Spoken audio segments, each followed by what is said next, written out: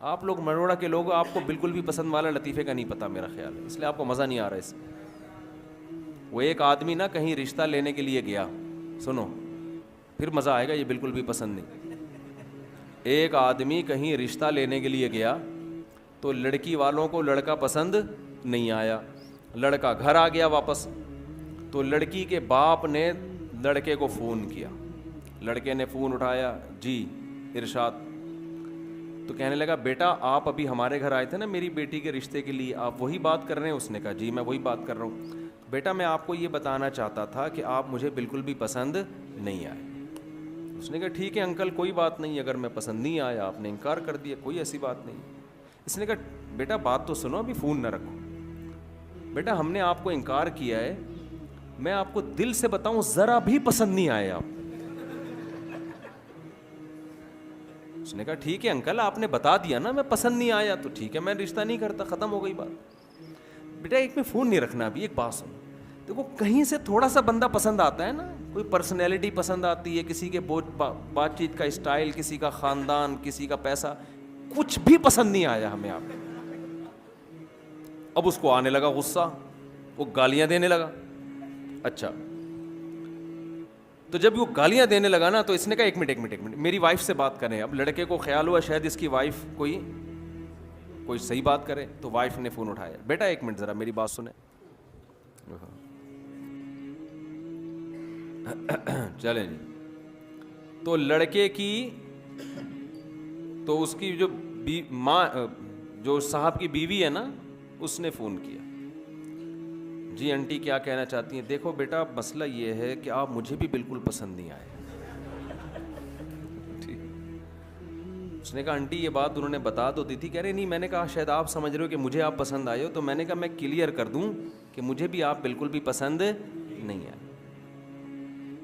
تو آنٹی پھر کیا کروں؟ کہہ رہے کہیں سے کچھ بندہ سمجھ میں آتا ہے نا. اچھا چلو میری بیٹی سے بات کرو. وہ خوش ہو گیا شاید یہ کچھ کرے. بیٹی نے کہا آپ میرے رشتے کے لیے آئے تھے، مجھے بھی بالکل بھی پسند نہیں آئے. اس کو آ گیا غصہ اور یہ گالیاں دینے لگا. گالیاں دے کے اس نے فون رکھا ہے. اتنے میں ان کا فون آ گیا جن کو یہ پسند آئے تھے. سمجھ میں آ رہی ہے؟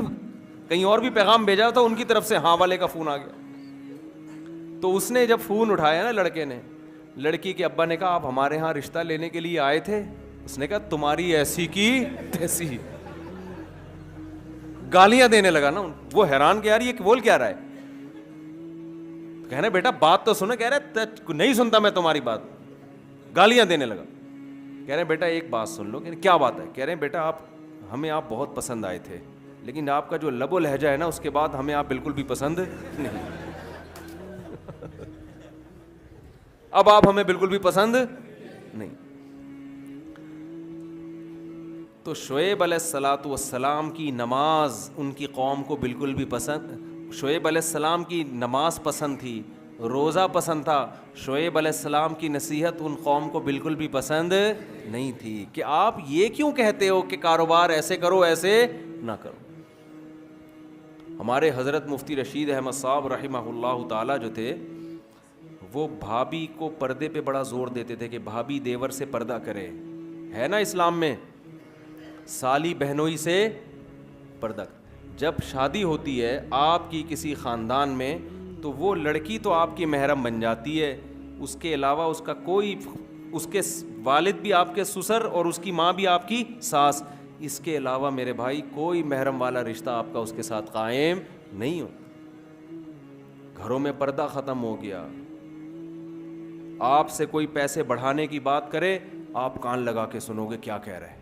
کوئی آ کے بتائے نا ایک نیا بزنس آیا ہے، کان لگا کے سنو گے. کوئی آپ سے کہے یار تمہارے گھر میں پردے کا نظام نہیں ہے، یہ غلط ہے، اللہ ناراض ہوتا ہے، کیسے آدمی دھتکارتا ہے. بھائی کوئی اور بات کر یار، یہ کیا ٹاپک لے کے بیٹھ گیا یار، یہ تو مولویوں کی باتیں، تو کہ ادھر سے کہ فضول باتیں کر رہے ہیں. ہوتا ہے کہ نہیں ہوتا؟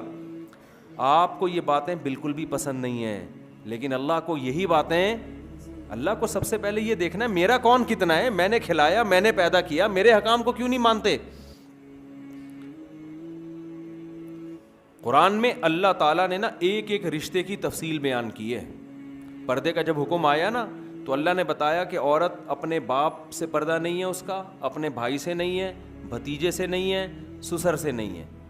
شوہر سے نہیں ہے, شوہر کے بیٹے سے جو ستیلا بیٹا ہوتا ہے اس سے نہیں ہے, شوہر کے باپ سے نہیں ہے. پوری ڈیٹیل اللہ نے بتا دی. کیا مطلب؟ ان کے علاوہ عورت کا سب سے پردہ ہے.